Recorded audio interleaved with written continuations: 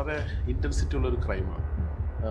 Sexual crime against children ആണ്. അപ്പം എൻ്റെ കേസിൻ്റെ ഗ്രൗണ്ട്സ് എന്തൊക്കെയാണെന്ന് പറഞ്ഞാൽ, എൻ്റെ ഈ സംഭവം ഉണ്ടായതിനു ശേഷം കുറേ മാസങ്ങൾക്ക് ശേഷമാണ് കേസ് പുറത്തു വരുന്നത്. ഇങ്ങനെ അതും ഫോട്ടോ വീഡിയോ ഷൂട്ട് ചെയ്തു, അർദ്ധനഗ്നയായി ഷൂട്ട് ചെയ്യുന്നൊക്കെ പറഞ്ഞിട്ടാണ് കേസ് വന്നത്. ഒരു പക്ഷേ ഈ ഒരു കേസ് തെളിയിക്കപ്പെട്ടിട്ടില്ലായിരുന്നു എങ്കിൽ, ഈ ഒരു പ്രൂഫുകളെല്ലാം മുകേഷ് എന്ന് പറയുന്ന വ്യക്തിക്ക് എതിരായിരുന്നെങ്കിൽ എങ്ങനെ ഇതിനെ നേരിടുമായിരുന്നു? ദീപക് എന്ന് പറയുന്ന ഒരാൾ സൂയിസൈഡ് ചെയ്തു.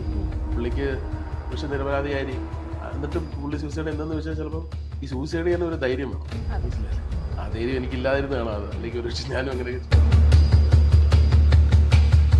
ദീപകിനോട് കാശ് ചോദിച്ചിട്ടുണ്ടോ എന്ന് എനിക്കറിയില്ല. കാരണം അതിൻ്റെ അന്വേഷണങ്ങൾ നടക്കുന്നതാണ്. 45,000 പുള്ളി എടുത്ത് വെച്ചിട്ടുണ്ട്. ഇനി അതിന് വേണ്ടിയിട്ടായിരുന്നോ എന്നറിയില്ല. എന്നോട് കാശ് ചോദിച്ചിട്ടുണ്ട്. ഈ ട്രെൻഡ് എനിക്ക് തോന്നുന്നു ഈ ട്രെൻഡ് ഇതോടുകൂടി അവസാനിച്ചിരിക്കുന്നു. കാരണം ഇനി ആവശ്യമില്ലാതെ റീച്ചിനും പൈസയ്ക്ക് വേണ്ടി ഒരു ട്രെൻഡുമായിട്ട് വന്ന അടിച്ച് കവാലക്കുറ്റി ആണെങ്കിലും ചിരിക്കുക എന്നുള്ളതാണ്. മോശമായ രീതിയിൽ യൂസ് ചെയ്യുന്ന കാര്യമാണ് മുകേഷ് ഏട്ടൻ പറഞ്ഞത്. പക്ഷെ നല്ല രീതിക്ക് യൂസ് ചെയ്യുന്ന സിറ്റുവേഷൻ വരേണ്ട ഒരു ഗതി വന്നു കഴിഞ്ഞാൽ, അതായത് ഒരു പെൺകുട്ടിക്ക് നേരെ മോശമായ ഒരു സാധനം വന്നു കഴിഞ്ഞാൽ നാളെ ആ ഒരു പെൺകുട്ടിക്ക് പ്രതികരിക്കാൻ പറ്റാത്തൊരു സാഹചര്യമല്ലേ ഇപ്പൊ ഉണ്ടായിരിക്കുന്നത്. ഇപ്പം നമ്മുടെ സോഷ്യൽ മീഡിയയിൽ ഈ ഒരു ഇഷ്യൂ വന്ന സമയത്ത് ഷിംജിതനെ സപ്പോർട്ട് ചെയ്ത് 1-2 പേരൊക്കെ സംസാരിച്ചിട്ടുണ്ടാവുള്ളൂ. അതിൽ മെയിനായിട്ടൊരു വ്യക്തിയാണ് നമ്മുടെ ശ്രീലക്ഷ്മി അറക്കൽ എന്ന് പറയുന്നത്. പുള്ളിക്കാരിയുടെ അച്ഛനെ പറ്റി തന്നെ പുള്ളിക്കാരിക്ക് നല്ല അഭിപ്രായമാണ്. അത്രയ്ക്കും സ്ത്രീ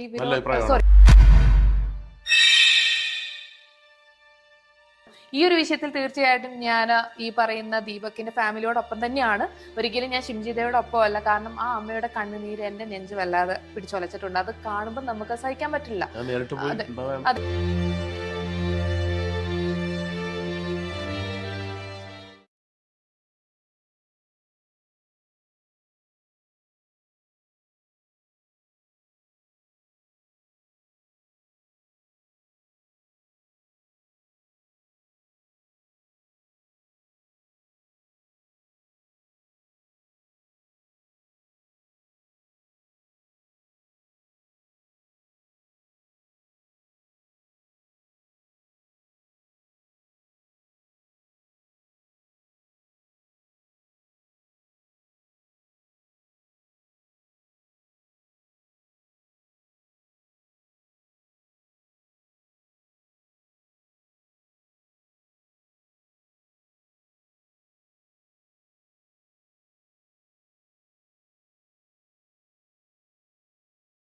നമസ്കാരം. ഫെയിം സ്റ്റെപ്പിന്റെ മറ്റൊരു എപ്പിസോഡിലേക്ക് എല്ലാവർക്കും സ്വാഗതം. ഞാൻ നിങ്ങളുടെ ഷാലു. ഇന്ന് എന്റെ കൂടെയുള്ള വ്യക്തി എന്ന് പറയുന്നത് സമീപകാലത്ത് സോഷ്യൽ മീഡിയയിൽ പോക്സോ കേസിന്റെ പേരിൽ പ്രതി ചേർക്കപ്പെട്ട ഒരു വ്യക്തി. അതും പലരും മനഃപൂർവ്വം പ്രതി ചേർക്കപ്പെട്ടതാണെന്ന് പറഞ്ഞു. ഇപ്പോഴിതാ പുരുഷ കമ്മീഷനിൽ അദ്ദേഹം മെമ്പർ ആയിരിക്കുകയാണ്. സോഷ്യൽ മീഡിയ ഇൻഫ്ലുവൻസർ ആണ്. നിങ്ങൾക്ക് എല്ലാവർക്കും അറിയാം, പുള്ളി ചെയ്യാത്ത പ്രൊമോഷൻ വർക്ക്സ് ഇല്ലെന്നൊക്കെ പറയാം അല്ലേ. So let's welcome Mukesh JD king. Okay Mukesh ഏട്ടാ, ഇപ്പൊ ഞാൻ ഇൻട്രോയിൽ പറഞ്ഞു ഈ ഒരു പോക്സോ കേസിന്റെ കാര്യം. അത് പിന്നെ മനഃപൂർവ്വം പ്രതി ചേർക്കപ്പെട്ടതാണെന്നും പറയുന്നുണ്ട്. സോ എന്താണ് അതിന്റെ പിന്നിൽ നടന്ന ഒരു യഥാർത്ഥ സംഭവം എന്ന് വിവരിക്കാമോ? തീർച്ചയായിട്ടും. അത് തുടങ്ങുന്നതിന് മുമ്പേ പോലീസ് കേസിൽ അന്വേഷണം പൂർത്തിയാക്കി ഞാൻ നിരപരാധിയാണെന്ന് പറഞ്ഞ് കോടതിയിൽ റിപ്പോർട്ട് കൊടുത്തിട്ടുണ്ട്. അത് എനിക്കൊന്ന് 3 months ആയി. അപ്പോൾ അത് കോടതി അക്സെപ്റ്റ് ചെയ്യുകയും ചെയ്തു. ഇനി കേസ് ഡിസ്ചാർജിന് ആയാൽ മതി, അത് കൊടുത്തിട്ടുണ്ട്. ഇമ്മീഡിയറ്റ്ലി ഡിസ്ചാർജ് ആവും. അപ്പോൾ അതാണ് അതിൻ്റെ പൊസിഷൻ ഇപ്പോൾ. അപ്പോൾ റൈറ്റ് നൗ പ്രതി ചേർക്കപ്പെട്ടിട്ടുള്ള ആളുമല്ല, പ്രതിയുമല്ല. ഓക്കെ. ഇപ്പോൾ പോലീസിന്റെ അന്വേഷണത്തിൽ അങ്ങനെ ഒരു സംഭവം നടന്നിട്ടുള്ളതാണ് തെളിഞ്ഞിട്ടുള്ള ആളാണ്. ഈ കേസിലേക്ക് വഴിവെച്ച റീസൺ അതിന്റെ ചോദ്യത്തിൽ തന്നെ ഉണ്ട്. ചെയ്യാത്ത പ്രൊമോഷനുകളൊന്നുമില്ല, ബ്രാൻഡ് കൊളാപ്സ് ഒന്നുമില്ല. അപ്പൊ അങ്ങനെയൊക്കെ ചെയ്യുമ്പോൾ കണ്ടിന്യൂസ്ലി നമ്മളിങ്ങനെ ലൈം ലൈറ്റിൽ വളരെ സ്ട്രോങ് ആയിട്ട് നിൽക്കുന്ന സമയത്ത് മറ്റുള്ള ചില ചെറുകിട ഇൻഫ്ലുവൻസേഴ്സിന് ചെറിയ പ്രശ്നങ്ങളുണ്ടാവുക, അങ്ങനെ വന്നൊരു സംഭവമാണ്. ലക്കിലി അതൊന്നും എന്നെ ഒരു ശകലം പോലും ബാധിച്ചിട്ടില്ല എന്നുള്ളതാണ്. ഇപ്പോഴും പഴയതിനേക്കാളും നന്നായിട്ട് പ്രൊമോഷൻസും കാര്യങ്ങളൊക്കെ ചെയ്ത് മുന്നോട്ട് പോകുന്നുണ്ട്. നേരത്തേതിനേക്കാളും കൂടുതൽ ചെയ്യുന്നുണ്ടെങ്കിലേ ഉള്ളൂ. അപ്പൊ അതുകൊണ്ട് എനിക്കൊന്ന് കൂടുതൽ ആൾക്കാർക്ക് അത് മനസ്സിലായതുകൊണ്ടാവാം ഇപ്പോഴും നമുക്ക് കൺസിസ്റ്റന്റ് ആയിട്ട് അങ്ങനെ തന്നെ പോകാൻ പറ്റുന്നത്. അപ്പൊ ഈ ഒരു ഇതിലേക്ക് വഴി തെളിച്ചത് ഇത് തന്നെയാണ്. പക്ഷേ ലക്കിലി ഞാൻ പറഞ്ഞില്ലേ, ഇതിൻ്റെ അകത്തൊരു ഫിനാൻഷ്യൽ മോട്ടീവും ഒരു കോൺസ്പിറസി ഒക്കെ ഉണ്ടെന്ന് കോടതിക്ക് മനസ്സിലായതും പോലീസിന്റെ ഇന്ററോഗേഷനിലും ഇൻവെസ്റ്റിഗേഷനിലും ഒക്കെ മനസ്സിലായതുകൊണ്ടും നമ്മളെ ഒരു ബുദ്ധിമുട്ടും ഉണ്ടായില്ല. കേസ് FIR ആയപ്പോൾ തന്നെ കോടതി നിന്ന് എനിക്ക് ആന്റിസിപ്പേറ്ററി കിട്ടി. റയറസ്റ്റ് ഓഫ് റയർ ആണ്. പോക്സോ കേസ് നോർമലി ആന്റിസിപ്പേറ്ററി കിട്ടില്ല. കാരണം കിട്ടാതിരിക്കാനുള്ള റീസൺ എന്ന് പറഞ്ഞാൽ ഒരു ഇത് വളരെ ഇൻറ്റൻസിറ്റി ഉള്ള ഒരു ക്രൈമാണ്. സെക്ഷൽ ക്രൈം അഗെയിൻസ്റ്റ് ചിൽഡ്രൻ ആണ്. അപ്പം ഒരിക്കലും ബെയിൽ കൊടുക്കില്ല. കൊടുക്കും, അതൊരു ഫ്രെയിംഡ് കേസാണെന്ന്. എൻ്റെ കേസിൻ്റെ ഗ്രൗണ്ട്സ് എന്തൊക്കെയാണെന്ന് പറഞ്ഞാൽ, എൻ്റെ ഈ സംഭവം ഉണ്ടായതിനു ശേഷം കുറേ മാസങ്ങൾക്ക് ശേഷമാണ് കേസ് പുറത്തു വരുന്നത്. ഇങ്ങനെ അതും ഫോട്ടോ വീഡിയോ ഷൂട്ട് ചെയ്തു, അർദ്ധനഗ്നയായി ഷൂട്ട് ചെയ്യുന്നൊക്കെ പറഞ്ഞിട്ടാണ് കേസ് വന്നത്. നല്ല തമാശ എന്ന് പറയുന്നത്, അത് കുട്ടിയും കുട്ടിയുടെ അമ്മയും കൂടെ അവർ തന്നെ കൊണ്ടുവന്ന ഡ്രസ്സ് ഇട്ടാണ് ഇത് ചെയ്തെന്ന് അവർ തന്നെ മൊഴി കൊടുത്തിട്ടുണ്ട്. അപ്പം തന്നെ അത് പോയി. രണ്ടാമത് ഈ ഒരു ഇങ്ങനെ പൈസ ചോദിച്ചു എൻ്റെ അടുത്ത്. ഒരു 4 months ഒക്കെ കഴിഞ്ഞപ്പോൾ വിളിച്ചിട്ട് കുറച്ച് കാശ് ചോദിച്ചു. അപ്പം ലക്കിലി ഈ കോള് വരുന്ന സമയത്ത് എൻ്റെ കാറിലായിരുന്നു. കാറിൻ്റെ ഡാഷ് ക്യാമറയിൽ അതിൻ്റെ ഓഡിയോ ഞാൻ പോലും അറിയാതെ റെക്കോർഡായി. കാരണം ബ്ലൂടൂത്തിലാണ് കോൾ എടുത്തത്. അപ്പം അങ്ങനെ സംഭവിച്ചുകൊണ്ട് ആ ഓഡിയോ എൻ്റെ അടുത്തുണ്ടായിരുന്നു. ഈ 2 ഫാക്ടേഴ്സ് ഉള്ളതുകൊണ്ട് നിയമപ്രകാരം അല്ലെങ്കിൽ നിയമത്തിൻ്റെ മുന്നിൽ നിരപരാധിയാണെന്ന് എളുപ്പം തെളിയിക്കാൻ പറ്റിയെന്നുള്ളതാണ്. പക്ഷെ എല്ലാവർക്കും ഇങ്ങനെ പെട്ടെന്ന് ഇത് പതിവുള്ളൂ. പിന്നെ രണ്ടാമത് ഇപ്പോൾ റീസെൻ്റ് ആയിട്ട് ദീപക് എന്ന് പറയുന്ന ഒരാൾ സൂയിസൈഡ് ചെയ്തു. പുള്ളിക്ക് പക്ഷെ നിരപരാധിയായി. എന്നിട്ടും പുള്ളി സൂയിസൈഡ് എന്തെന്ന് വെച്ചാൽ ചിലപ്പോൾ ഈ സൂയിസൈഡ് ചെയ്യാൻ ഒരു ധൈര്യം വേണം. മനസ്സിലായില്ലേ?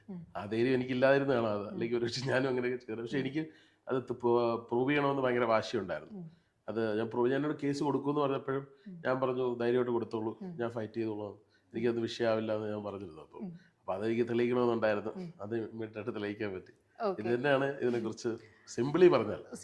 ഇതിനകത്ത് ഒരുപാട് കാര്യങ്ങളുണ്ട്, ഒരുപാട് ആൾക്കാരുണ്ട്, ഒരുപാട് കോൺസ്പിറസി ഉണ്ട്.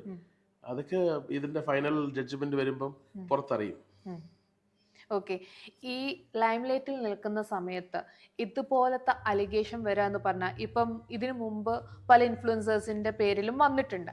അതുപോലെ അലിഗേഷൻ വരിക എന്ന് പറഞ്ഞു കഴിഞ്ഞാൽ അത് ഉണ്ടാക്കുന്ന സൊസൈറ്റിക്ക് ഉണ്ടാക്കുന്ന ഇമ്പാക്റ്റ് ഭയങ്കര നെഗറ്റീവാണ്. അപ്പം നമ്മൾ അത്രയും കാലം നല്ല ഇമേജോടെ പോയ ആൾക്ക് പെട്ടെന്ന് ഇങ്ങനൊരു ഇത് വരുമ്പോൾ നമുക്ക് ചിലർക്ക് താങ്ങാൻ പറ്റിയെന്ന് വരില്ല. സോ ആ ഒരു സിറ്റുവേഷനെ എങ്ങനെയാണ് മുകേഷ് എന്ന് പറയുന്ന വ്യക്തി നേരിട്ടിട്ടുണ്ടായിരുന്നത്? ബേസിക്കലി ഈ ഒരു അലിഗേഷൻ വന്ന സമയത്ത് ഇവർ കേസ് കൊടുക്കാനായിട്ട് കുറേ നാൾ പോലീസ് ഒരു വിധത്തിൽ കേസ് എടുക്കുന്നില്ല. കാരണം പോലീസിന് തന്നെ അറിയാം ഇതൊരു ഫാബ്രിക്കേറ്റഡ് കേസായിരുന്നു. പക്ഷെ നമ്മൾ കുറേ പ്രാവശ്യം കേസ് കൊടുത്തിട്ടും പോലീസ് FIR ഇട്ടില്ലെങ്കിൽ പോലീസിന് എന്ത് പ്രശ്നമാണ്, മനസ്സിലായില്ല? കാരണം എന്തുകൊണ്ട് പിന്നെ FIR ഇട്ട് അന്വേഷിക്കാൻ അവർ തീരുമാനിക്കുന്നു. FIR ഇടുമ്പോൾ നോർമലി വാർത്തയായി മാറുന്നു എന്നുള്ള. Every FIR is A news. അതായത് വെൽ നോൺ പേഴ്സൺ ആണെങ്കിൽ ബ്രേക്കിംഗ് ന്യൂസ് ആണ്. അപ്പം എൻ്റെത് വളരെ ബ്രേക്കിംഗ് ന്യൂസ് ആയിട്ടാണ് വന്നത്. അപ്പം തന്നെ ഞാൻ വിത്തിൻ 1 hour ഞാൻ എൻ്റെ കയ്യിലുള്ള പ്രൂഫും കാര്യങ്ങളൊക്കെ ആയിട്ട് ഞാൻ സോഷ്യൽ മീഡിയയിൽ എൻ്റെ എക്സ്പ്ലനേഷൻ വീഡിയോ ഇട്ടു. അതോടുകൂടി കാരണം അതിൻ്റെ അകത്തൊരു കോൺസ്പിറസിയും മറ്റ് പ്രൂഫ്സ് എല്ലാം എനിക്ക് ആഡ് ചെയ്യാൻ പറ്റി. അപ്പം അതോടുകൂടി ആ ഒരു സാധനം തീർന്നു എന്നുള്ളതാണ്. അപ്പം അത്തരം എനിക്കും എല്ലാവരോടും പറയാനുള്ളത്, ഇതുപോലുള്ള ഒരു അലിഗേഷൻസ് അല്ലെങ്കിൽ ഇതുപോലുള്ള ഫേക്ക് ഡ്രമാറ്റിക് ഫാബ്രിക്കേറ്റഡ് കേസുകളൊക്കെ വരുമ്പോൾ ആരും ഭയപ്പെടരുത്. നമ്മൾ ഫൈറ്റ് ചെയ്യണം. ഫൈറ്റ് ചെയ്ത് പ്രൂവ് ചെയ്ത് കാണിച്ചു കൊടുക്കണം. നമ്മൾ സൊസൈറ്റിയിൽ ജീവിച്ച് കാണിച്ചു കൊടുക്കണം. പോക്സോ കേസൊക്കെ പുല്ലാണെന്ന് പറയണം. കാരണം വേറെ ഒന്നുമല്ല, നമ്മുടെ ഭാഗത്ത് സത്യമാണെങ്കിൽ പിന്നെ നമ്മൾ എന്തിനു പേടിക്കണം? വെറും ഇപ്പൊ കണ്ടില്ലേ, പൈസയ്ക്കും റീച്ചിനും പബ്ലിസിറ്റിക്കും ഒക്കെ വേണ്ടിയിട്ടാണ് ആൾക്കാർ കേസ് കൊടുക്കുന്നത്. ലാസ്റ്റ് ഉണ്ടായ കേസാണെങ്കിൽ വെറും റീച്ചിന് വേണ്ടി മാത്രമാണ്. എൻ്റെ കേസാണെങ്കിൽ സാമ്പത്തിക ലാഭം പ്രതീക്ഷിച്ചു കൊണ്ടിട്ടുള്ള ഒരു കേസായിരുന്നു. അപ്പം അത്തരം സാമ്പത്തിക ലാഭം കിട്ടാതായപ്പോൾ അവർ കേസിന് പോയി. ഒരുപക്ഷെ ഞാൻ ആ കാശ് കൊടുത്തിരുന്നെങ്കിൽ എൻ്റെ പേര് പുറത്ത് വരില്ലായിരുന്നു എന്നുള്ളതാണ്. പക്ഷെ ഞാൻ അതിനേക്കാളും വന്നോട്ടെ, എനിക്കത് ഫൈറ്റ് ചെയ്യാമെന്നുള്ള ഒരു കോൺഫിഡൻസ് ഉണ്ടായിരുന്നു. ആ കോൺഫിഡൻസ് ആണ് ഇന്ന് എന്നെ ശാലുവിന് മുന്നിൽ ഇരുത്തിയിരുന്നത്. ഒരു പക്ഷേ ഈ ഒരു കേസ് തെളിയിക്കപ്പെട്ടിട്ടില്ലായിരുന്നു എങ്കിൽ, ഈ ഒരു പ്രൂഫുകളെല്ലാം മുകേഷ് എന്ന് പറയുന്ന വ്യക്തിക്ക് എതിരായിരുന്നെങ്കിൽ എങ്ങനെ ഇതിനെ നേരിടുമായിരുന്നു? ദീപകിന് മുമ്പേ മുകേഷ് നായരായിരുന്നു എൻ്റെ ചെറിയൊരു രക്തസാക്ഷി. കാരണം ഇത് തെളിയിക്കാൻ വലിയ പാടാണ്. പ്രത്യേകിച്ച് ഞാൻ നോക്കുമ്പോൾ എന്നോട് കാശ് ചോദിച്ചിട്ടുണ്ട്. ഇപ്പോൾ ദീപകിനോട് കാശ് ചോദിച്ചിട്ടുണ്ടോ എന്ന് എനിക്കറിയില്ല. കാരണം അതിൻ്റെ അന്വേഷണങ്ങൾ നടക്കുന്നേ ഉള്ളൂ. 45,000 പുള്ളി എടുത്ത് വെച്ചിട്ടുണ്ട്. ഇനി അതിന് വേണ്ടിയിട്ടായിരുന്നോ എന്നറിയില്ല. എന്നോട് കാശ് ചോദിച്ചിട്ടുണ്ട്. അപ്പോൾ ഇനി ആ ഒരു ഇൻറ്റൻഷൻ പ്രൂവ് ചെയ്യണമെന്ന് എൻ്റെ ഒരു വാശിയായിരുന്നു. 2, ഈ തെളിവുകൾ എന്ന് പറയുന്നത് നമ്മൾ ഈ സിനിമയിൽ കാണുന്ന പോലെ അത് കൊണ്ട് കോടതിയിൽ ഹാജരാക്കി അപ്പം തന്നെ കോടതി നമ്മൾ വെറുതെ വിടില്ല. കാരണം ഇറ്റ് വിൽ ടേക്ക് ടൈം, വിസ്താരം ഇതൊക്കെ കഴിഞ്ഞിട്ട് എങ്കിൽ മാത്രമേ നമ്മളെ ഇത് വിടുള്ളൂ. പക്ഷെ ആ ഒരു ടൈം എനിക്ക് അത്രയ്ക്ക് ടെക്നിക്കലി ഇതിനെക്കുറിച്ച് അറിയില്ല. നിയമ വിദ്യാർത്ഥി, ഞാൻ ഫൈനൽ ഇയർ ലോ സ്റ്റുഡൻറ്റും കൂടെയാണ്. എന്നാലും കുറേയൊക്കെ അറിയാം. അപ്പം ഇതുമായിട്ട് ഞാൻ ഒരു നല്ല അഡ്വക്കേറ്റിനെ സമീപിച്ചു. അദ്ദേഹം ബെയിൽ ആപ്ലിക്കേഷൻ ആൻറ്റിസിപ്പേറ്ററി ബെയിലിന് പോയി. അദ്ദേഹം പോയി ആൻറ്റിസിപ്പേറ്ററി ബെയിലിന് നമ്മൾ പോയപ്പോൾ അപ്പം തന്നെ ബെയിലും കിട്ടി. സാറിന് ഞാൻ പറഞ്ഞില്ലേ, റയറസ്റ്റ് ഓഫ് റയർ ആണ് പോക്സോ കേസിൽ ആൻറ്റിസിപ്പേറ്ററി ബെയിൽ കിട്ടുന്നത്. വളരെ ബുദ്ധിമുട്ടാണ് കിട്ടാനായിട്ട്, ഭയങ്കര പാടാണ്. ഇപ്പം അതൊരു ഫേക്ക് കേസ് ആണെന്ന് പറഞ്ഞാലും നീ പിന്നെ തെളിയിച്ചോളാനാണ് പറയുന്നത്, അങ്ങനെ. പക്ഷെ എൻ്റെ കാര്യത്തിൽ വളരെ വേറെ കണ്ടീഷൻസ് ഒന്നും ഇല്ലായിരുന്നു. പിന്നെ ട്രാവൽ ബാൻ ഇല്ല, പിന്നെ സ്റ്റേഷനിൽ പോയി ഒപ്പിടണമെന്നില്ല, അങ്ങനെ യാതൊരുവിധ കണ്ടീഷനും ഇല്ലാതെ ഒരു ഒരു ഒരു വളരെ ക്ലീൻ ബെയിലായിരുന്നു. അപ്പോൾ അതിൽ തന്നെ ബെയിൽ തന്ന ഇതിൽ തന്നെ ജഡ്ജ് പറയുന്നുണ്ട്, is falsely alleged and dragged into this case എന്ന് പറയുന്നുണ്ട്. ആ ഒരു റെഫറൻസിലാണ് എനിക്ക് ബെയിൽ കിട്ടിയത്. അപ്പോൾ ആ ഒരു റെഫറൻസ് ഇപ്പം പല പോക്സോ കേസുകളിലും ഇന്ന് ഇന്ത്യയിൽ ബെയിൽ എടുക്കുന്നത് Mukesh M Nair with state of കേരളയുടെ ഈ ഒരു റെഫറൻസിലാണ്, സൈറ്റഡ് ജഡ്ജ്മെന്റിലാണ് പല കേസുകളും ഇപ്പം ബെയിൽ എടുത്തോണ്ടിരിക്കുന്നത്. അപ്പം അതൊരു ഹിസ്റ്റോറിക്കൽ ബെയിലും കൂടെയാണ് എൻ്റെ ബെയിൽ എന്ന് പറയുന്നത്. അതെ.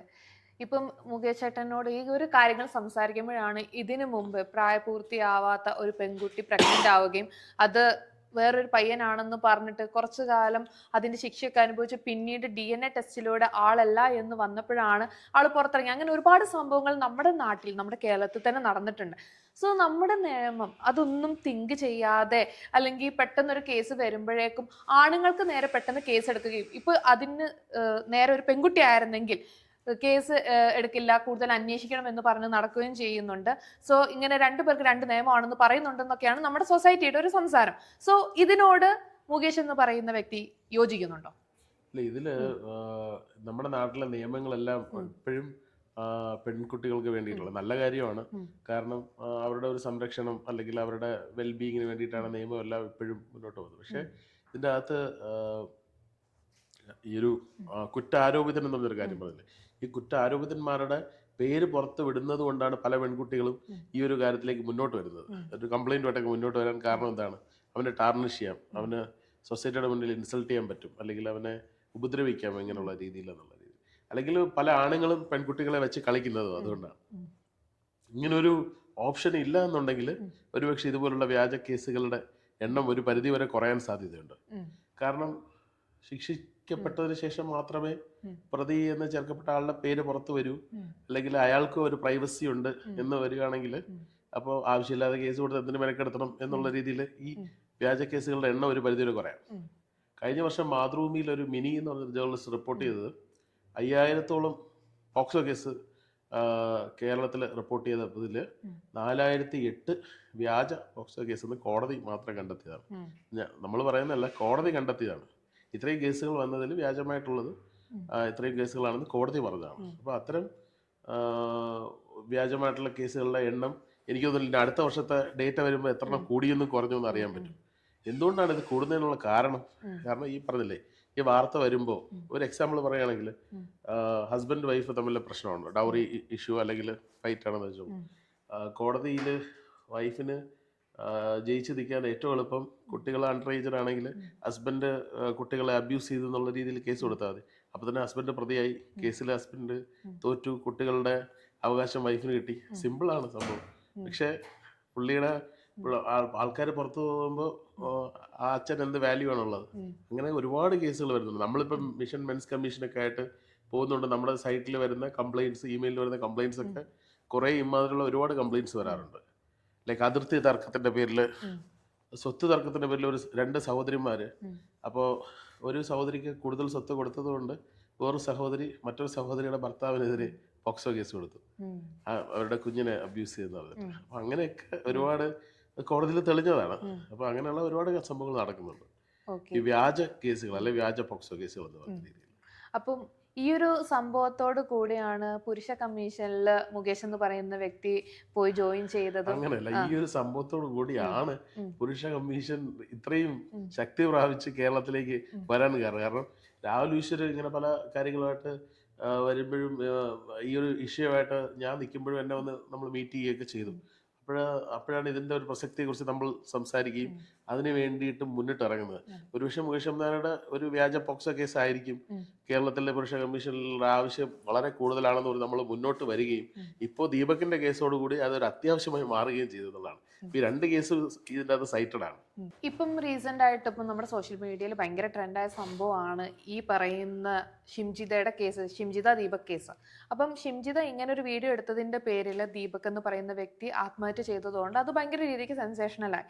സോ അതിനു മുമ്പും ഇതുപോലെ ബസ് ട്രെൻഡിങ് വീഡിയോസ് എടുത്ത ആളുകളുണ്ട്.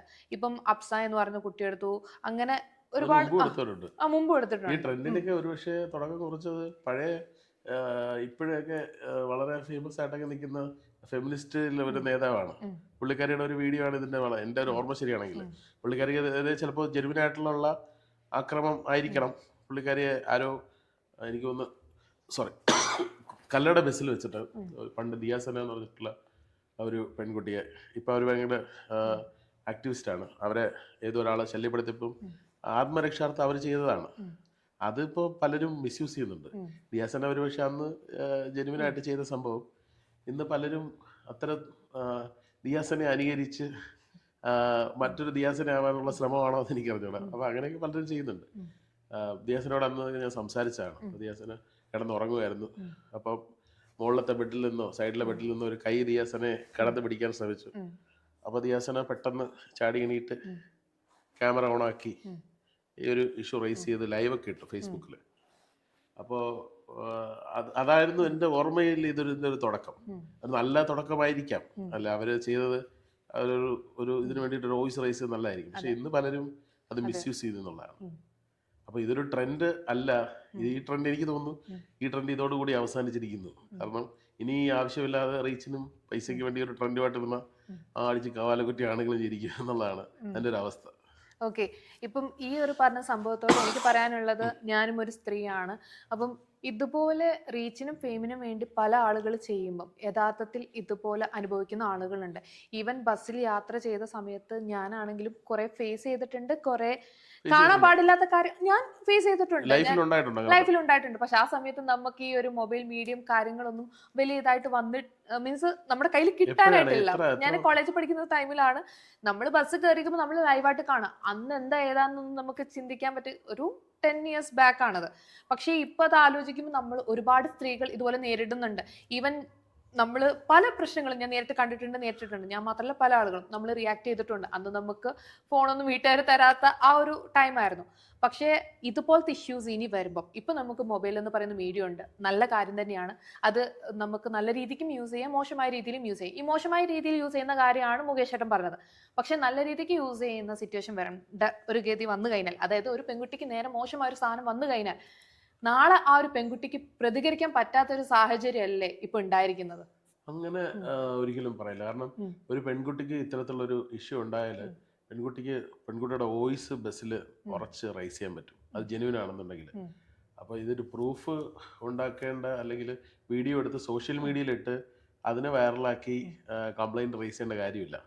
അവർക്ക് അങ്ങനെ ഒരു പ്രശ്നം ഉണ്ടെങ്കിൽ അവർക്ക് തീർച്ചയായും ബസ്സിന്റെ ഉള്ളിൽ വെച്ച് അവർക്ക് പ്രതികരിക്കാം.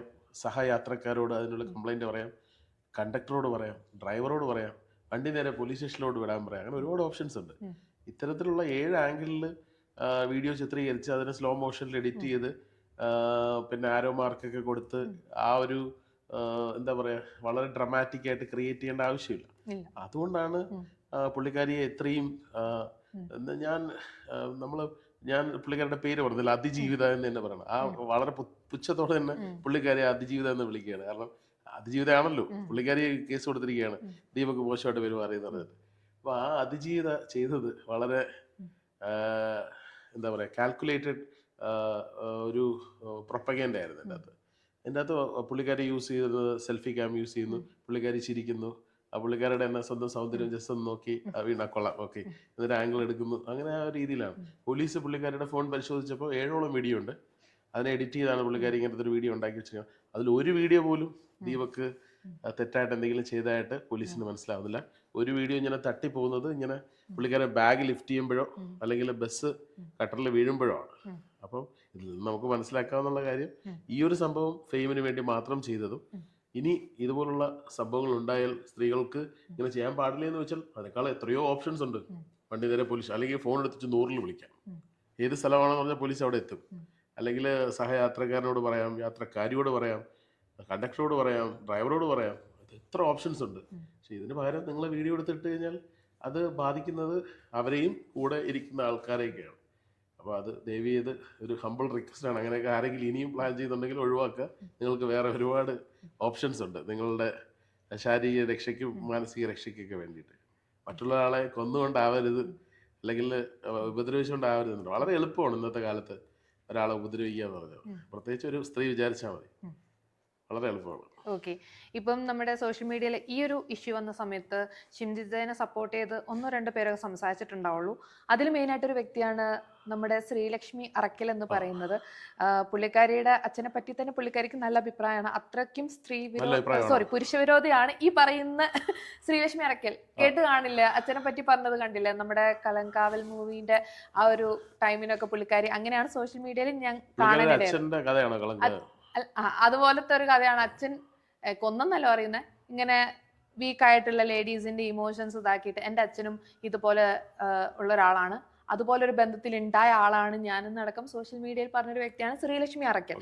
ഇപ്പോൾ ഇതാ ഈ ഒരു ഇഷ്യൂ വന്ന സമയത്തും ഷിംജിത എന്ന് പറയുന്ന വ്യക്തി ചെയ്തതിന് സപ്പോർട്ട് ചെയ്ത് ഇനിയും വീഡിയോ എടുക്കണം, അവൻ മരിച്ചെന്ന് അങ്ങനെയൊക്കെ പറഞ്ഞിട്ട് ഭയങ്കര മോശമായ രീതിയിലുള്ള സംസാരം കാര്യങ്ങളൊക്കെ നടത്തിയിട്ടുണ്ടായിരുന്നു. ഈ ഒരു വിഷയത്തിൽ തീർച്ചയായിട്ടും ഞാൻ ഈ പറയുന്ന ദീപകിന്റെ ഫാമിലിയോടൊപ്പം തന്നെയാണ്. ഒരിക്കലും ഞാൻ ഷിംജിതയോടൊപ്പം അല്ല. കാരണം ആ അമ്മയുടെ കണ്ണുനീര് എന്റെ നെഞ്ച് വല്ലാതെ പിടിച്ചൊലച്ചിട്ടുണ്ട്. അത് കാണുമ്പോൾ നമുക്ക് സഹിക്കാൻ പറ്റില്ല. അതെ, അത് ആ ഒരു വീഡിയോ കണ്ടപ്പോൾ തന്നെ എനിക്കത് ഭയങ്കര ഒരു വിഷമം തോന്നിയതാണ്. എനിക്ക് ഭയങ്കര സങ്കടം തോന്നി. ഒരു പുള്ളി, അതായത് താങ്ങും തണലായ ഒരു പുള്ളിയാണ് ഇല്ലാതായത്. ആ ഒരു മാതാപിതാക്കൾ എന്തെങ്കിലും ചെയ്യുന്നു പേടിച്ചിട്ടാണ് അവരുടെ കൂടെ വേറെ റിലേറ്റീവ്സ് വന്ന് നിൽക്കുന്നതെന്നൊക്കെ കണ്ടപ്പോൾ എനിക്ക് ഭയങ്കര വിഷമം തോന്നിയ കേസാണ്. പക്ഷേ ശ്രീലക്ഷ്മി അറക്കൽ പറഞ്ഞ ഈ ഒരു കാര്യത്തോട് എന്താണ് മുകേഷ് എന്ന് പറയുന്ന വ്യക്തിക്ക് പറയാനുള്ളത്? ബേസിക്കലി അവരെന്താണ്, അവരുടെ ഡെസിഗ്നേഷൻ എന്താണ്, അവരുടെ റോൾ ഇൻ ദ സൊസൈറ്റി എന്താണെന്ന് എനിക്കറിയില്ല.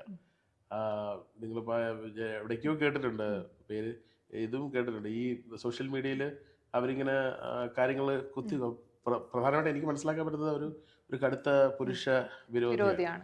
രണ്ടാമത് മനസ്സിലാക്കാൻ പറ്റുന്നത് അവർക്ക് ഇതുപോലുള്ള പല കാര്യങ്ങളിൽ ആൾക്കാർ നോർമലി പറയുന്നതിൻ്റെ എഗെയിൻസ്റ്റ് പറഞ്ഞാലേ അവർക്ക് ഒരു സോഷ്യൽ മീഡിയയിൽ വളരെയധികം ശ്രദ്ധ നേടാൻ പറ്റുള്ളൂ, അങ്ങനെ വിശ്വസിക്കുന്ന ഒരാളാണ്.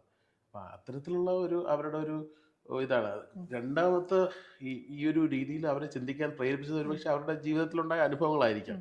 പക്ഷേ ഇമാതിരിയുള്ള കാര്യങ്ങൾ, അല്ലെങ്കിൽ ദീപകിനെ പോലെ ജെന്യുവനായിട്ട് ഇങ്ങനെയൊക്കെ സംഭവിച്ച കാര്യങ്ങളിടയിൽ വന്ന് പറഞ്ഞു കഴിഞ്ഞാൽ നമ്മളെപ്പോലുള്ള ആണുങ്ങൾ ഇതൊന്ന് കേട്ടിട്ട് വെറുതെ ഇരിക്കുമെന്ന് പറക്കലോ ഏത് ചേച്ചിയാണെങ്കിലും വിചാരിക്കണ്ട. സീരിയസ് ആയിട്ട്, വളരെ സീരിയസ് ആയിട്ട്. കാരണം പണ്ടൊക്കെ പുരുഷന്മാരെ എന്തും പറയാം, അല്ലെങ്കിൽ എന്തും ഇതുപോലെയൊക്കെ എന്ത് പുലയായിട്ടും പറയാമെന്നുള്ളൊരു കാലമായിരുന്നു. ഇനി അങ്ങോട്ടുള്ള കാലം ചേച്ചി അങ്ങനെയല്ല. വളരെയധികം ശ്രദ്ധിക്കുക. പഴയ കാലമല്ല, പഴയ ആണുങ്ങളല്ല. ഇപ്പോൾ ഈ നാട്ടിൽ ആണുങ്ങൾക്കും ചോദിക്കാനും പറയാനും ആണുങ്ങളുണ്ട്. അതുകൊണ്ട് ഞാൻ പറഞ്ഞല്ലോ, അറക്കലോ പറക്കലോ ഏത് ചേച്ചിയാണെങ്കിലും മര്യാദയ്ക്ക് വായൊക്കെ വെച്ചുകൊണ്ടിരുന്ന് കഴിഞ്ഞാൽ അവർക്കും കൊള്ളാം. സീരിയസ് ആയിട്ട് ഇതുപോലെ ജെന്യുവനായിട്ടുള്ള കേസുകളിൽ അവർ പറഞ്ഞോട്ടെ. വളരെ മോശമായിട്ടുള്ള, അല്ലെങ്കിൽ തെളിയിക്കപ്പെട്ട, അല്ലെങ്കിൽ കോടതി ശിക്ഷിച്ച ഒരാളെ പറയട്ടെ. ഇപ്പോൾ ഒരാൾക്കെതിരെ, ഇപ്പം നിവിൻ പോളിക്കെതിരെ ഒരു അലിഗേഷൻ വന്നു. നിവിൻ പോളിക്ക് ഒരുപക്ഷെ തെളിയിക്കാൻ പറ്റിയില്ല, പുള്ളി ദുബായിലല്ല ഇന്ത്യയിലായിരുന്നു എന്ന് തെളിയിക്കാൻ പറ്റിയില്ല. നിവിൻ പോളിയെ നിങ്ങൾ ചീത്ത വിളിക്കില്ലേ? അപ്പോൾ നിവിൻ പോളി അതിൽ തെളിയിച്ചു. അപ്പോൾ ഈ നിവിൻ പോളിക്കെതിരെ കംപ്ലൈൻറ്റ് കൊടുത്ത സ്ത്രീയെ ഈ അറക്കല ചേച്ചി സപ്പോർട്ട് ചെയ്യുന്നുണ്ടോ? അതിജീവിതാന്ന് പറയുന്നുണ്ടോ? ഒരുപാട് ഇതുപോലത്തെ കള്ളക്കേസുകൾ കൊടുത്ത ആൾക്കാരുണ്ട്. ഇപ്പോൾ എനിക്കെതിരെ പൈസയ്ക്ക് വേണ്ടി വ്യാജ പോക്സോ കേസ് കൊടുത്ത കുട്ടിയുണ്ട്, അവരെയും സപ്പോർട്ട് ചെയ്യുന്നുണ്ടോ? ഈ ഒരുപാട്. ഇപ്പോൾ ബാലേന്ദ്ര മേനോനെതിരെ അദ്ദേഹം ഒരു നടിയുടെ മുന്നിലിരുന്ന് സ്വയംഭോഗം ചെയ്യുന്നു പറഞ്ഞിട്ട് ഒരു സ്ത്രീ പരാതി കൊടുത്തിട്ടുണ്ട്. അത് കോടതിയെ പോലും തെളിയിക്കാൻ പറ്റിയിട്ടില്ല. അപ്പം അങ്ങനെ കുറേ അവർ തന്നെ ഒരു 15 നടന്മാർക്കെതിരെ കൊടുത്തിട്ടുണ്ട്. അവർ പക്ഷേ അവസാനം കർമാന്നൊക്കെ പറയുന്നതാണെന്ന് തോന്നുന്നു, അവരൊരു പോക്സോ കേസിൽ അറസ്റ്റ് ചെയ്യാൻ അവസാനം. അപ്പോൾ അത്തരമുള്ള സ്ത്രീകളെ നിങ്ങൾ സപ്പോർട്ട് ചെയ്യുന്നുണ്ടോ? അപ്പോൾ ഈ പറയുന്ന ഇവര് ഒരു ചീപ്പ് പോപ്പുലാരിറ്റിക്ക് വേണ്ടിയിട്ടും ഒരു സോഷ്യൽ മീഡിയ ഹൈപ്പിന് വേണ്ടിയിട്ടൊക്കെ ഉണ്ടാക്കിയെടുക്കുന്നതാണ്. അപ്പം അത്തരം കാര്യങ്ങളൊക്കെ ഇപ്പോഴത്തെ ആൾക്കാരുടെ അപ്സ്റ്റെയർ ഒന്നും വേക്കൻ്റ് അല്ല. അവർക്ക് എല്ലാവർക്കും കാര്യങ്ങൾ അറിയാം. ഇതുപോലുള്ള അനാവശ്യമായ കാര്യങ്ങൾ ഈ കുടുംബത്തിൽ പറഞ്ഞ ആണുങ്ങളെ പറ്റി പറഞ്ഞു കഴിഞ്ഞാൽ ചേച്ചിമാർ വിവരം അറിയും. അത്രേ നമുക്ക് പറയാനുള്ളൂ. ഇതൊരു ഭീഷണിയൊന്നുമല്ല, വേണമെങ്കിൽ അങ്ങനെ എടുക്കാം, അങ്ങനെ എടുത്താലും ഒരു കുഴപ്പമില്ല. ഓക്കെ. അപ്പം എന്തായാലും മുകേഷ് എന്ന് പറയുന്ന വ്യക്തി തൻ്റെ നിലപാട് അറിയിച്ചു.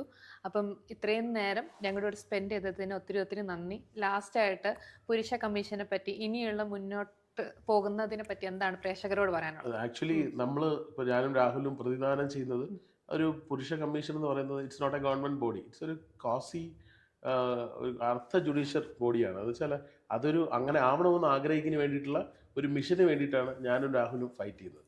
ഒരു മിഷൻ മെൻസ് കമ്മീഷൻ എന്നാണ് നമ്മൾ അതിനെ വിളിക്കുന്നത്. പുള്ളി അങ്ങനെ ഒരു ആശയമായിട്ട് വരുന്നു. പണ്ട് രാഹുൽ ഈശ്വർ അങ്ങനെ ഒരു ആശയമായിട്ട് വന്ന സമയത്ത് പലപ്പോഴും സോഷ്യൽ മീഡിയയിൽ അതിനെക്കുറിച്ച് പറയുമ്പോഴൊക്കെ ഇയാൾക്ക് പ്രാന്താണെന്ന് വിചാരിച്ചിരുന്ന ഒരാളാണ് ഞാൻ. സ്വന്തം ജീവിതത്തിൽ സീരിയസ് ആയിട്ട് പുള്ളിയെ ഇരുത്തിക്കൊണ്ട് തന്നെ ഞാൻ അത് പറയാറുണ്ട്. ഇയാൾക്ക് വട്ടാണ്, ഇയാൾക്ക് പ്രാന്താണ്, ഇയാളെ കൊണ്ട് ഉളം പറയലിടണമെന്ന് വരെ ഞാൻ പറഞ്ഞിട്ടുണ്ട്. പുള്ളിയോട് തന്നെ ഇടാ, നീ പോയി അവിടെ കിടണം, ഇതൊന്നും നടക്കുന്ന കാര്യമില്ല. പക്ഷെ സ്വന്തം ജീവിതത്തിൽ ഒരു വ്യാജ കേസ് വന്ന സമയത്ത് എനിക്ക് സപ്പോർട്ടായിട്ട് നിൽക്കാൻ ഈ രാഹുൽ ഈശ്വർ മാത്രമേ ഉണ്ടായിരുന്നുള്ളൂ. സത്യമുണ്ട്, സീരിയസ് ആയിട്ട്. രാഹുൽ ഈശ്വറാണ് എന്നെ ഒരുപാട് മോട്ടിവേറ്റ് ചെയ്തത്, അതിൻ്റെ ഫൈറ്റ് ചെയ്യാനുള്ള ഒരുപാട് സപ്പോർട്ട് തന്നതൊക്കെ. As a friend, as a well wisher, നമ്മൾ തമ്മിൽ വേറെ മുൻപരിചയോ കാര്യങ്ങളൊന്നുമില്ല. ഇങ്ങനൊരു വിഷയം അറിഞ്ഞ് എന്നോട് ഇപ്പോൾ വന്നതാണ്. അപ്പം എൻ്റെ കേസിൽ ഞാൻ എൻ്റെ പോലീസിൻ്റെ അന്വേഷണത്തിൽ നിരപരാധിയാണെന്ന റിപ്പോർട്ടൊക്കെ വന്നു, എൻ്റെ കാര്യമൊക്കെ അവിടെ തീർന്നു. പക്ഷേ ഞാനിപ്പോഴും ഇതിനു വേണ്ടി ടൈമും എൻ്റെ സമയവും പൈസയും മറ്റു കാര്യങ്ങളൊക്കെ ഒരുപാട് ചിലവാക്കിയിട്ടാണ് മിഷൻ മെൻസ് കമ്മീഷൻ ഞാനും രാഹുലും മുന്നോട്ട്. കാരണം നമ്മൾ ഇതിനു വേണ്ടി ഒരുപാട് ട്രാവൽ ചെയ്യുന്നുണ്ട്, ഒരുപാട് പേർക്ക് നിയമോപദേശം കൊടുക്കുന്നുണ്ട്, ഫ്രീ ആയിട്ട് വക്കീലിനെ ഏർപ്പാട് ചെയ്ത് കൊടുക്കുന്നുണ്ട്. ഇറ്റ്സ് ക്വൈറ്റ് എക്സ്പെൻസീവ് തിങ് ആണ്. അപ്പം നമ്മളിത് എഫേർട്ട് എടുത്ത് ചെയ്യുന്നത് മറ്റുള്ള ആർക്കും ഇത്തരത്തിൽ അനുഭവം ഉണ്ടാകുമ്പോൾ അവരാരും ഒറ്റപ്പെട്ടു പോകാൻ പാടില്ല, അവർക്കൊരു സപ്പോർട്ട് ഉണ്ടാവട്ടെ. ഇപ്പം നമ്മൾ ദീപകിൻ്റെ ഫാമിലിക്ക് നമ്മളെ കൊണ്ട് പറ്റുന്ന ഒരു എയ്ഡ്, നമ്മൾ ആദ്യം ഞാനും രാഹുലും വിചാരിച്ചത് 1,00,000 രൂപ നമ്മൾ രണ്ടുപേരും കൂടെ കൊടുക്കാമെന്ന് വിചാരിച്ചു. അല്ലെങ്കിൽ ഞാൻ കൊടുക്കാം രാവിലെ എന്ന് പറഞ്ഞു. അപ്പോൾ രാഹുൽ വേണ്ട, നീ എഫേർട്ട് എടുക്കേണ്ട, മതി, ഞാൻ തരാം. പക്ഷേ അങ്ങനെ ഒരു ഐഡിയ വന്ന സമയത്ത് വെളിയിൽ നിന്ന് ഒരുപാട് പേര് അത് സപ്പോർട്ട് ചെയ്തു. നമ്മൾ 1,00,000 രൂപ കൊടുക്കേണ്ട സ്ഥലത്ത് 3,17,000 രൂപ അവിടെ കൊണ്ട് കൊടുക്കാൻ പറ്റി. അപ്പോൾ അത്തരത്തിൽ നമ്മളൊരു എഫേർട്ട് എടുക്കുമ്പോൾ മറ്റുള്ളവർക്ക് അതൊരു അറ്റ്ലീസ്റ്റ് അവർക്ക് നിയമപരമായിട്ട് പറ്റുന്ന രീതിയിൽ സാമ്പത്തികപരമായിട്ടുള്ളൊക്കെ നമുക്ക് സപ്പോർട്ട് ചെയ്യാൻ പറ്റുന്നത്, അതിന് ഒരു ഗവൺമെൻറ്റിൻ്റെയോ ഒരു രാഷ്ട്രീയ പാർട്ടിയുടെയോ അല്ലെങ്കിൽ ഒരു ജാതിയുടെയോ ഒന്നും പിൻബലം ആവശ്യമില്ല. മെൻ, പുരുഷന്മാർ, ആ പുരുഷൻ പറഞ്ഞിട്ടുള്ള ഒരൊറ്റ മറിച്ച് സ്ത്രീകൾ നമ്മളെ സഹായത്തിന് വിളിച്ചാൽ നമ്മൾ അവർക്ക് ചെയ്യാറുണ്ട്, ജെന്യുവനായിട്ടുള്ള കാര്യങ്ങളാണെങ്കിൽ. അപ്പം നമ്മൾ ഉദ്ദേശിക്കുന്നത് well being for the human beings ആണ്. അതിൽ പുരുഷന്മാർക്ക് ആരും ഇല്ലാത്തതുകൊണ്ടാണ് നമ്മൾ പുരുഷന്മാരെ ഏറ്റവും കൂടുതൽ സപ്പോർട്ട് ചെയ്യുന്നത്. അല്ലാതെ നമ്മൾ സ്ത്രീകൾക്കെതിരോ അല്ലെങ്കിൽ സ്ത്രീകൾക്ക് എഗെയിൻസ്റ്റ് ആയിട്ടൊന്നും അല്ല നമ്മൾ മുന്നോട്ട് പോകുന്നത്. ഓക്കെ, അപ്പൊ ഇത്രയും നേരം ഞങ്ങളുടെ കൂടെ ടൈം സ്പെൻഡ് ചെയ്തതിന് ഒത്തിരി ഒത്തിരി നന്ദി. Thank you.